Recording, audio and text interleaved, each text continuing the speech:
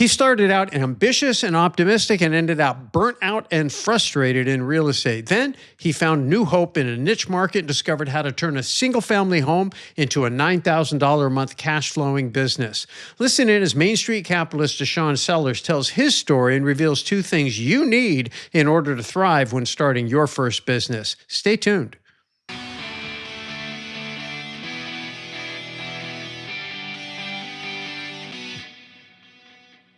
I am your host, Russell Gray, on location here in Phoenix, Arizona at the Assisted Living Conference, and we had a chance to visit with the RAL Academy Inner Circle meeting yesterday, and there were some awards given out for people that achieved something notable, and one of those gentlemen you're about to meet is named DeShaun Sellers, and I'll let him tell you a little bit about the award he won, and then we will kind of do a reverse engineer on how he got to be where he is today, in case you can pick up some important lessons on how you can move from where you are to where you want to go. DeShaun, welcome to the show. Hey, man, I appreciate being here. Thank you for having me. Yeah, so super excited. I don't really know you until yesterday, Yes, but I know that you're a product of this program here at RALA, or the RAL Academy. sir. And yesterday in the Inner Circle, you got an award. So tell us a little bit about that award.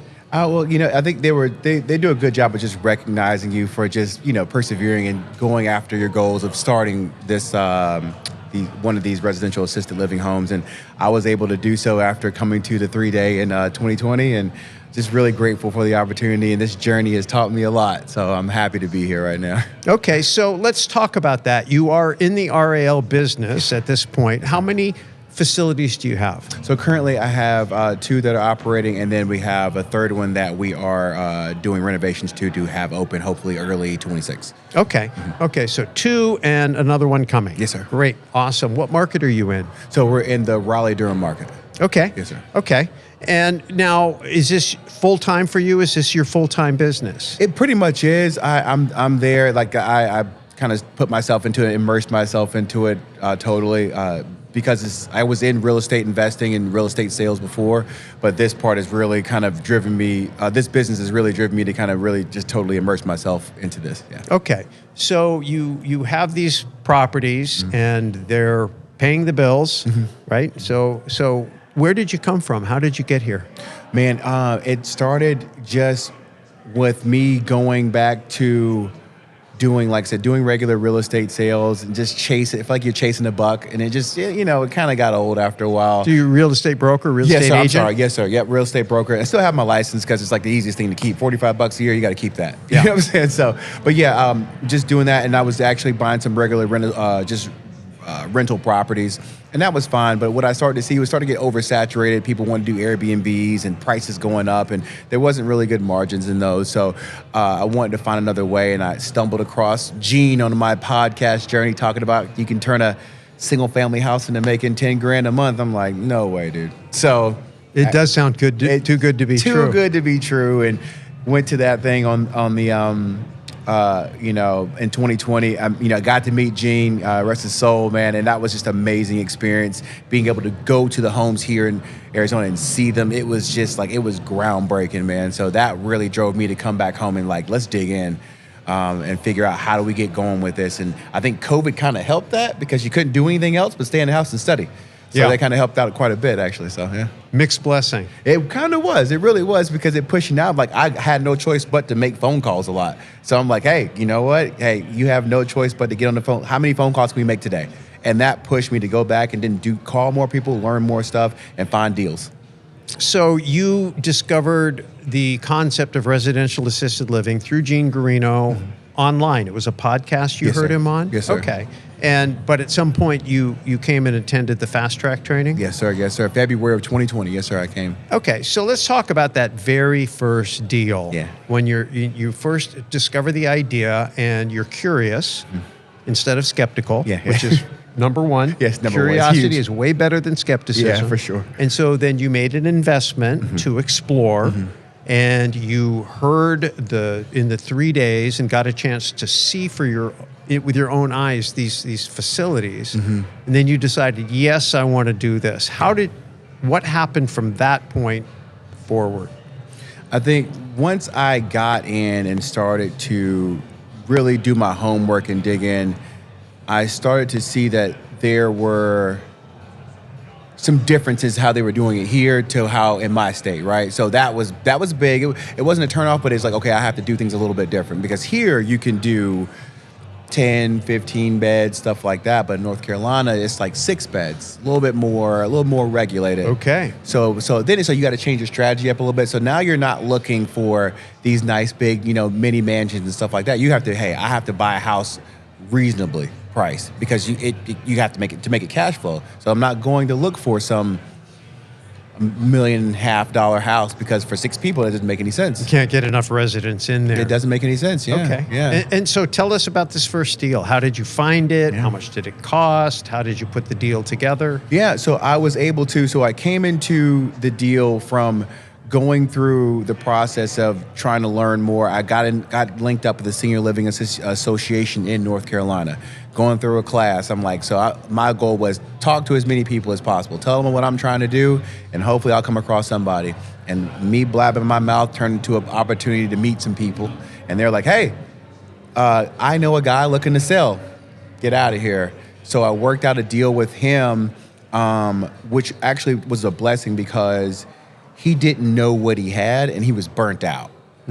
So we were able to his problem became your opportunity. It did, sir. So he had 2 homes that he was looking to sell, businesses he's looking to sell. Ended up getting both of the businesses for $400,000, and then the actual homes themselves, we end up doing a lease with an option to purchase in the beginning, so that wouldn't have to come out as much capital out of my pocket, which worked out really good. Because it gave me like a 15-year lease with an option to purchase. So I'm like, that was no brainer with no money out of pocket on that part. So it just gave me some power to be able to kind of work it out. And me being a veteran, I had 5% down payment on top of that. So the stars kind of aligned to make the deal happen. Did he carry back on the business, or did you have to come in and purchase the business with cash? I did, sir. I did have to come in and purchase that business. And for me to have the cash, that's where my real estate background came into play. I was blessed enough to be able to close on a 230-unit apartment complex. And so that capital came in, and it was like, that's my down payment. Well, not all of it, but that was a good bit of my down payment to be able to get started in the business. So you represented a seller in a transaction or a buyer? The seller, yes, sir. You represented the seller, had the listing on a 230-unit apartment building, got a big commission, immediately rolled that into this. That's it, yes, sir. Wow, yes, good sir. for you. Just got it. I think if you want something bad enough, as you know, because you're a hustler yourself, you got to make things happen, right? So it was just the stars aligned, and I just kept working. Yeah. Yes, sir. Okay, so that got you to your first deal. Yes, sir. Was it all sunshine and unicorns, or did you have some not. challenges along the way? No. Yeah, I think the day I closed, I'm like, what am I doing? Because the phone calls are coming in. It's like, oh, I didn't sign up for this. You know what I mean? But it was humbling because it's like, you know what, man? I remember having a conversation with my mom is my biggest confidant. She's my rock. She's 20 years in the U.S. Army. Just showed me the world. I love that woman to life. Excuse me. And she was the one that grounded me and was like, remember why you got into this.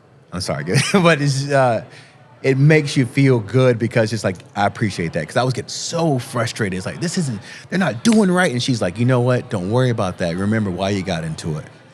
And so that helped ground me and be like, okay, this is what we're doing every day. Because every day is not going to be a good day. And so let's talk about that why. Yeah. Right, because there's usually 2 whys. There's what you wanted to do for you, and then there's what you're trying to do for the world. Yeah, so sure. I think most of us can relate to what we wanted to do for us. But when she was telling you, remember why, what why were you focused on? Man, I think there's a couple of things in there. One was like, I named it after my grandmother, so Miss Bell's Assisted Living.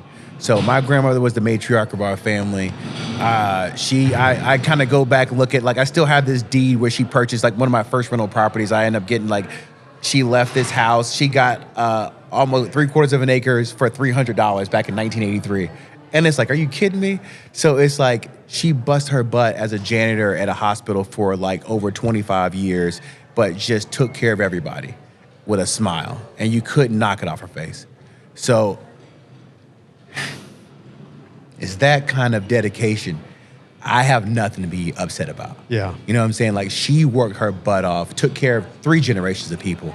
And that kind of stuff drives me to be like, any day I want to be upset, I have no right to be. Yeah, that's such a great attitude. You know, I named this, everything I do is Main Street. Yeah. Because I just have such a heart for Main Street. I've watched Main Street be abused by what I call the monopolies, Wall Street, the banks, the government. Yes. Right? They make it hard. They make life on Main Street hard when they're really supposed to be empowering people. And then you look at people that despite all that, just work hard, do the right thing. And her example inspires you, and now you've obviously gone next level from where she was at. So now you've got these homes, these businesses. You're figuring it out. And then have you exercised on those options? Did you actually own the properties yet, or are you still working towards that? So yeah, still working towards it. So I was able to use some cash flow from the other ones to purchase another property in a better area. Because looking at the numbers, it didn't make sense to exercise the options then, because like my prices are locked in for so long. But I was like, I can get into a better market, because these markets that I'm in now, they're pretty good. Meaning what I say by that is like the price per resident, you're looking at about that $7,500 to $8,500 per bed range.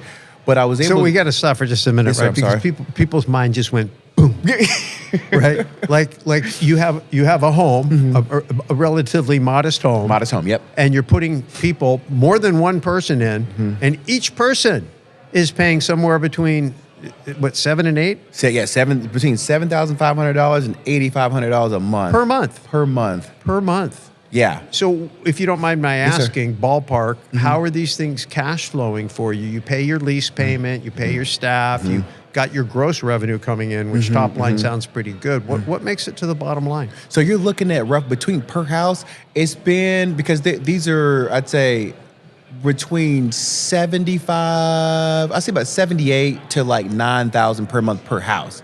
So Net. Net. Sorry about that. Yes, sir. Net. So that works out pretty good until unless you like do things like you go over that 50% margin of when it comes to your staff. Yeah. Because your staff eats up a lot of your costs. Like they are, because we try to keep it around that 45%, 40% range when it comes to the after hitting that gross number. Right. So yeah. Okay, so you're a real business person, and you run by your numbers. You pay attention to them. Yeah, and it doesn't always start that way, because it's like I get into the business, it's all like, oh yeah, I can just get in here and just run a business, and it's no big deal. And it's like, no, you better pay attention, because if you don't, you're going to be in some big trouble. So Yeah, very, very interesting. So let's talk about you and your personal growth. Yes, sir. Right, you were the person you were when you started this journey, and then you go through things, and those challenges change you if you let them. They can make you bitter and cynical and frustrated, or they can teach you a lot of valuable lessons. I get the feeling that you probably have grown quite a bit in a positive direction as a result of this. But for people who are out there who can identify with who you were before you did this, what are some of the things you've learned in this journey that you have found to be really helpful to you? No, it will, I think just taking the time to step back and just breathe sometimes when things do get rough, or even when things are good, just stay humble, stay even keeled throughout that whole time, because I try to take the good and the bad the same way. I mean, I'm pretty happy guy for the most part. I have my health, man. I can't complain about that. I got people that I love in my life, so I'm like, those are the things that keep me grounded. And what I've learned is just there's always somebody that's doing better than me, but I can learn from that person. So I love to learn from other people, because I'm not trying to be the biggest and the best. I just want to be better. I want to be better each day for me and my family. That's all I want to do, and I want to learn from those who are better than me. I'm not competing with anybody but this dude here. That's it. So, and I try to live by that. So those are the things that keep me on the same pace, and I want to stay there. What's the hardest thing that you've had to go through in this journey? Man, hardest thing, it's just finding a balance, right? I think we see it a lot as like finding like what they call like a work-life balance and stuff like that. It's because you want to be better at this, or you want to be a part of this, and it's like, I want to be a good dad, I want to be a great fiance, I want to be a great son. My mom's 70, and she doesn't have a husband, and I'm the only child, so I have to be there for her, and and you want to be good for the business, and it's really it has its set of challenges, but again, it just humbles you, because it's like, all right, just take each piece and do what you can each day. And that's all I try to do. It's all I can do. And I try to work it from that angle. And yes, I fall short in some places, but I just, you know what can I do better the next time, you know? What's the best thing that's happened? This whole business, this whole process, my life, I get an opportunity to wake up every day and do it. Whether I didn't do good yesterday or not, I get to do it again tomorrow. So that means I have a chance to do better. So that's the best thing every day. Like, I get a chance today to be here, be with you, learn from you, talk with you. Like, this is a blessing altogether. So I love that. Now, if you could go back and grab yourself, maybe just getting out of high school, like really on the front end of your adult journey, knowing what you know now, what would you say? It's easy to think about the monetary stuff and all that good jazz, right? But it's like, I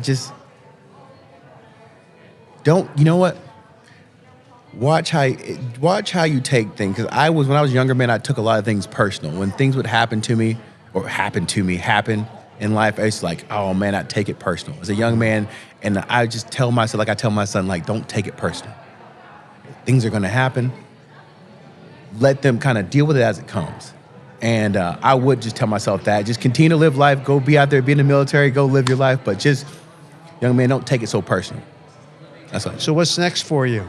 What's the next mountain you're going to climb? Man, I want to get larger. I've been playing small, and I think I've been playing small because I've been in my bubble.